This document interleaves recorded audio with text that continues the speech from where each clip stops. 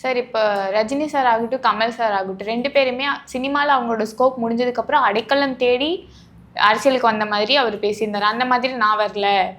இது எப்படி சார் நீங்கள் நினைக்கிறீங்க? அதாவதுங்க, இந்த நேற்றைய பேச்சில் அவர் தன் மீது எழுந்த இதுவரையில் வந்த விமர்சனங்களுக்கு பதில் சொன்ன மாதிரி தான் நம்ம அதை எடுத்துக்கணும். குறிப்பிட்டு அவர் யார் பேரையும் சொல்லலை. ரஜினி அரசியலுக்கு வரேன்னு சொல்லிட்டு வரவே இல்லை, அது வேறு விஷயம். ரஜினிக்கு மார்க்கெட் போயிடுச்சா? இல்லையில்ல, இன்னும் ரிட்டையர் ஆகலை. அவரை ஏன் கொண்டு வந்து இதில் சேர்க்குறீங்க? கூலி படம் முடிச்சுட்டு இப்போ திருப்பி ஏதோ ஒரு படம் பண்ணிகிட்டு இருக்காங்க. அதனால் ரிட்டையர்டு ஆக்டரில் இவர் வரல. கமல்ஹாசனும் அதே கேட்டகரி தான். அவரும் படங்கள் தொடர்ந்து பண்ணிகிட்டு இருக்காரு.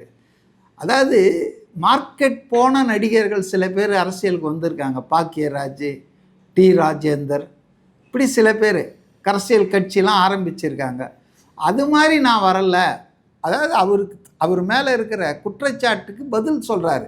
It is not meant for Kamal Haasan R Rajinikanth. ஏன்னா அவங்க ஒன்றும் ரிட்டையர்ட் ஆகலை. ஒருத்தர் அரசியலுக்கே வரல, அதனால் அவருக்கு அது பொருந்தாது ரஜினிகாந்துக்கு.